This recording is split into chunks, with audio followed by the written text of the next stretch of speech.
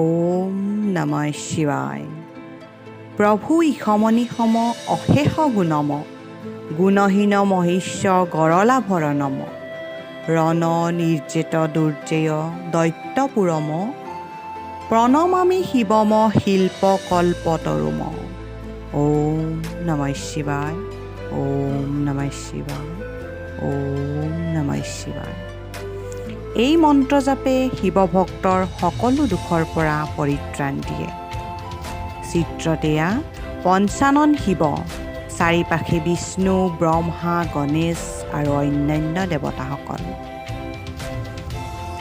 ৰাতিপুৱাৰ চাহকাপৰ সৈতে মই চন্দ্ৰালীয়ে লাৰ্ণৈ চন্দ্ৰালীলৈ আপোনালোকক স্বাগতম জনাইছোঁ।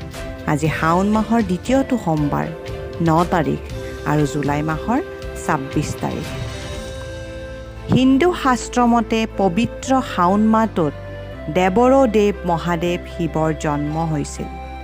তেখেতৰ জন্মৰ কোনো নিৰ্দিষ্ট দিন কোনো হিন্দু শাস্ত্ৰ পুৰাণতে পোৱা নাযায় আৰু সেইবাবে শিৱ ভক্তই শাওণ মাহৰ প্ৰতিটো সোমবাৰতে ব্ৰত ৰাখি শিৱক স্তুতি কৰে। আৰু ইয়াৰ উপৰিও কোনো ভক্তই গোটেই মাহটোৱে ব্ৰত ৰাখি শিৱক স্তুতি কৰে। শিৱলিংগত জল গাখীৰ আদি অৰ্পণ কৰে। ওম নমঃ শিৱায় মন্ত্ৰ জাপে। কোৱা হয় শাওণ মাহত শিৱক স্তুতি কৰিলে মনোবাঞ্ছা পূৰণ হয়। শিৱই সকলো ভক্তকে সন্তুষ্ট কৰে। ভক্তৰ প্ৰতি শিৱ সদায় দয়ালু।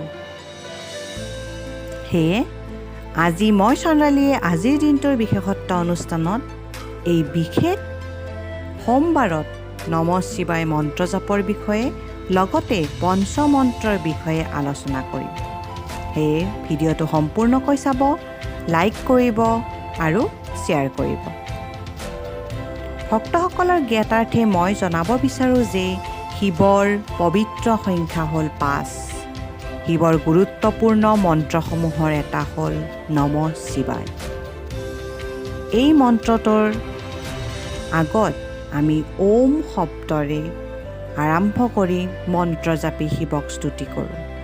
হিন্দু ধৰ্মত ওম সকলো মন্ত্ৰৰে আদি ভাগ বুলি কোৱা হয় আৰু নমঃ শিৱায় 5টি আখৰেৰে গঠিত এই মন্ত্ৰফাঁকি ভোলানাথৰ প্ৰতি অন্তৰৰ পৰা অত্যন্ত শ্ৰদ্ধা ভক্তি নিগৰি অহা এফাঁকি পবিত্ৰ মন্ত্ৰবাক্য।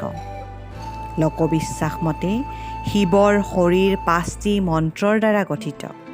এইবোৰক কোৱা হয় পঞ্চব্ৰহ্মণ। শিৱৰ দেৱতাৰূপে এই 5টি মন্ত্ৰৰ নিজস্ব নাম আৰু মূৰ্তিতত্ত্ব আছে আৰু এইকেইটা হ'ল সদ্যজাত, বামদেৱ, অঘোৰ, তৎপুৰুষ, ঈশান। শিৱৰ মূৰ্তি এই 5টি ৰূপ পঞ্চাননৰ আকাৰত কল্পিত কৰা হয়। বিভিন্ন শাস্ত্ৰত এই 5টি ৰূপক পঞ্চভূত, পঞ্চজ্ঞানেন্দ্ৰিয় আৰু পঞ্চকৰ্মেন্দ্ৰিয়ৰ লগত সংযুক্ত কৰি কোৱা হয়। বিশ্বাস কৰা যায় যে শিৱৰ এই পঞ্চানন ৰূপটোক ভিত্তি কৰিয়ে পাৰ্থিৱ জগতৰ সকলো বস্তুতেই পঞ্চমুখী চৰিত্ৰ বিদ্যমান হৈ আছে।